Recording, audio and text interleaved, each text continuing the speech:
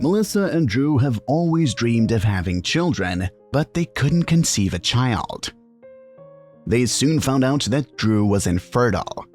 The man was afraid that his wife would leave him because of this, but Melissa offered him another option. "We can take the child from the orphanage," she said, and Drew agreed. When they arrived there, they saw many beautiful children, but one girl attracted their attention. She was sitting apart from everyone and playing with a doll.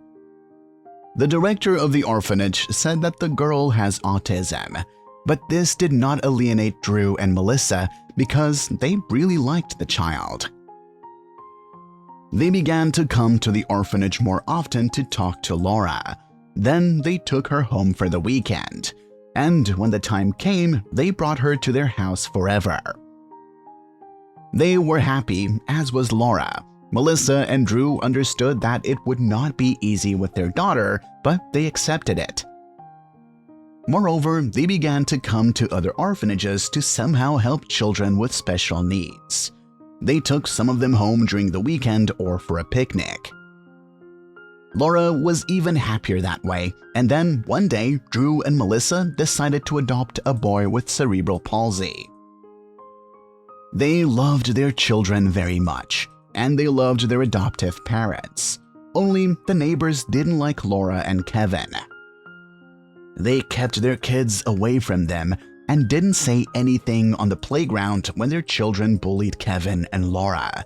And in general, they condemned Drew and Melissa for adopting children with disabilities. They believed that there was some kind of self-interest here because such a thing would not occur to a normal person. Melissa was very upset, not only for herself but also for Laura and Kevin. The woman tried to convince her neighbors that her children are not stupid and that they understand everything.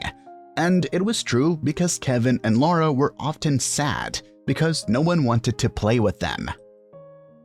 But no one took her seriously, and the neighbors continued to discuss Melissa's family, condemning her. "Honey, we knew this would happen," Drew said, "but I didn't think that people would be so cruel to our children. Then we have to show that Laura and Kevin are not different from other children." Drew and Melissa decided to transform the playground together with the children. They bought paint, brushes, and some tools. And while Drew was fixing the benches, Melissa and the kids were painting the swing and the sandboxes. There lived a journalist in their house who decided to cover it. She interviewed Melissa and Drew, and they said that the purpose of their campaign was to show that kids with disabilities are also worthy of love, respect, and good treatment. Not everyone is born healthy, but this is not the reason to treat a person badly, much less to children. Each of us deserves respect. I don't think my children are worse than others and that my family is different from other families. We love each other, and that's the main thing. When the report was published in many media, Melissa and Drew's family began to be treated differently.